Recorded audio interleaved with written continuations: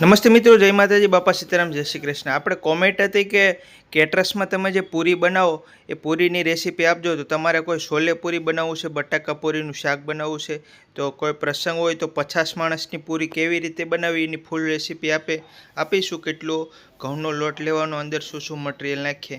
તો આપણે 50 માણસોના કાલે જે છોલે પૂરી હતા એમાં જ આપણે આ ઘઉંના લોટનો લોટ બાંધીએ છીએ।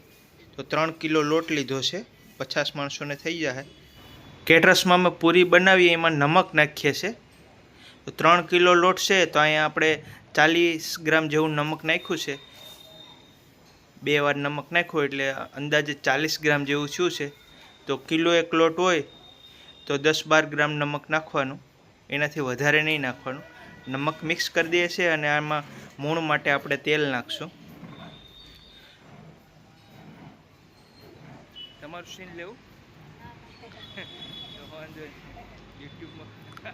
100 ગ્રામ જેવું આપણે મૂણ માટે તેલ નાખ્યું છે। અમારે બેનો આવે એને જ લોટ બાંધવાનો હોય તો, અને પૂરી છે, સાધુ રોટલી છે, પરોઠા છે, એનો લોટ અલગ અલગ રીતે બાંધતા હોય તો આપણે આ પૂરીનો લોટ બાંધીએ છીએ। અને આમાં અત્યારે આ 4-5 ગ્લાસ પાણી નાખ્યું છે। હજી જેમ જરૂર પડશે એમ પાણી નાખતા જાય। અત્યારે 1 લીટર જેવું પાણી નાખ્યું છે। આવી રીતે આપણે લોટ બાંધવાની ફૂલ પ્રોસેસ બતાવીએ છીએ। તમારે જો કોઈ નાનો પ્રસંગ હોય અથવા તમે છોલે પૂરીનું ચાલુ કરતા હોય, બટાકા પૂરીનું, અથવા કોઈ શાકાહારે પૂરી બનાવવાની હોય, કોઈ પ્રસંગમાં ખીર પૂરી છે, તો આવી રીતે તમે પૂરી બનાવી શકો। જો કોઈ મીઠાઈ હારે ખાવી હોય તો નમક ઓછું નાખજો। શાકમાં ખાવાની છે એટલે આમાં આપણે થોડુંક નમક નાખ્યું છે, એના શાકમાં એનો સ્વાદ વધારે આવે। તમારે ખીરમાં ખાવી હોય, કોઈ શ્રીખંડમાં છે તો ઓછું નમક રાખજો। તો આપણે આવી રીતે એટલું પહેલાં પાણી નાખી દીધું। હવે જેમ જરૂરિયાત પડશે એવી રીતે પાણી નાખતા જાય। તો એક બેને પાણી નાખતા જાય છે અને એક બેન લોટ બાંધતા જાય છે। શેષ કડક રાખવાનો પૂરીનો લોટ, ઢીલો નહીં કરી નાખવાનો। કડક લોટ હોય તો પૂરી વ્યવસ્થિત ફૂલશે। ને આપણે આ તૈયાર રેડીમેડ લોટ આવે એ લોટ જ આપણે વાપરીએ છીએ। અને તમે ઘઉંનો લોટ દરી નાખો તો પણ ચાલે। રોટલી બનાવવાની પૂરીનો કઠણ લોટ હોય, મળી જાય બને। અમારી સેટી હતી ને એની અંદર ખુલ્લી જતી રહી હતી।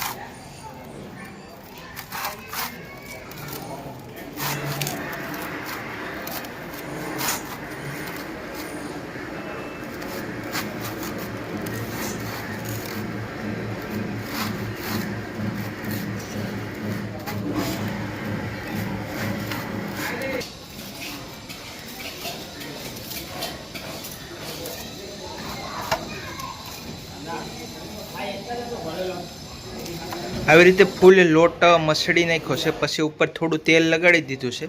હવે આના લોયા બનાવવા માટે થોડું થોડું કટિંગ કરી નાખશે શાકે, અને જે પૂરીનો જેટલી જરૂર પડે લોયાને એવી રીતે લોયા બનાવી નાખશે। લોટ બાંધી દીધો તો હવે જરૂરિયાત મુજબ આવી રીતે કટિંગ કરી અને લોયા બનાવી નાખશે। એટલે ફટાફટ લોયા બની જાય અને એની ગોળ પૂરી બની અને આપણે લાઈવ તળતા જાવ અને છોલે પૂરી એને હારે આપણે ખાવાનું દેવાની છે.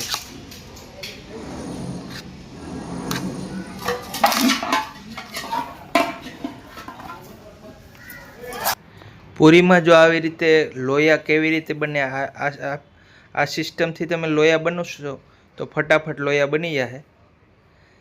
આવી રીતે સેજ લોયા બનાવતા જવાના અને એની ઉપર થોડું થોડું તેલ લગાવતું જવાનું.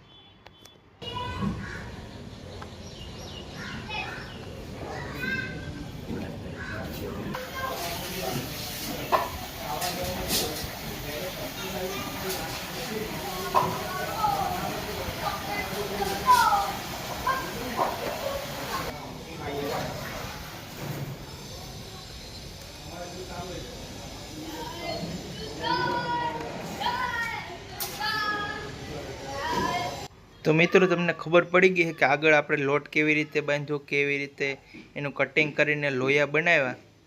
તો આવી રીતે લોયા બનાવી દેવાના અને થોડો થોડો જો રેસ્ટ આપવો હોય તો 5-5 મિનિટ રેસ્ટ આપી દેવાનો.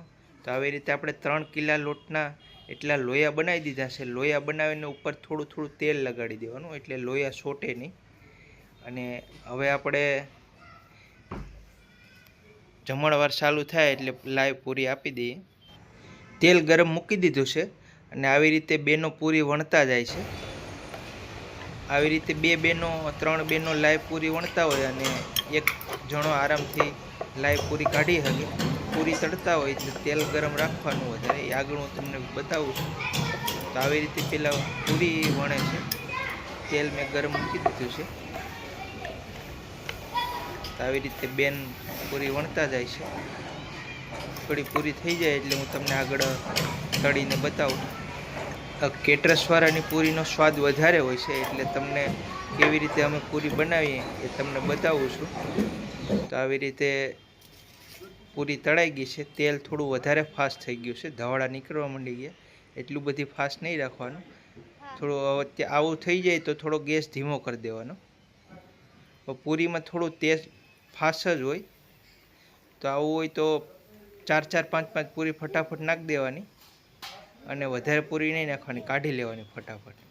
તો આવી રીતે જો તેલ ફાસ્ટ છે એટલે ફટાફટ ફૂલી જાય છે અને સેજ લાલ થવા માંડી ગઈ છે. તો આપણે ફટાફટ કાઢી લઈએ છીએ. આવી રીતે ધીમે ધીમે તળતી જવાની બધી પૂરી.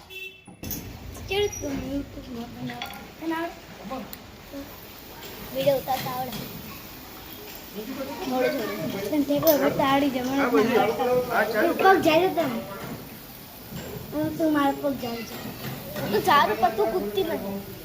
એ કૂદીશ તો હવડે જાય છે તો મને આવડી જશે ને કે મને આવડી જાય.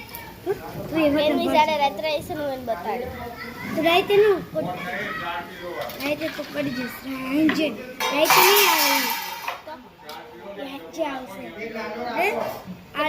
એ હવારે આવે ત્યારે નક્કી નક્કી સાંજે આવશે 5 વાગે. એટલે ત્યાં બધી મને પણ ઊંઘ નહીં આવતી. મને ઘર સિવાય ક્યાં જો તારે એવું કેમ હોય ખબર? ઘરમાં છાંયો હોય ને, છાંયો થઈ જાય ઘરમાં 2 વાગે. 2 વાગે છાંયો હોય ને સુઈ જવાય, મજા આવે. ત્યાં પવન પણ આવે તો ત્યાં બધું ત્યાં કામ કરે ને એટલે. અને હું શું અહીંયા સુઈ જવાનું આવી ગયું. મારી નાની દીકરી ઉર્વિશાબેને આપણું આ શૂટિંગ કર્યું હતું. એની બેનપણી હારે વાતું કરતા હતા. બધા વિડીયો એની જ ઉતાર્યા છે. 5મું ભણે છે.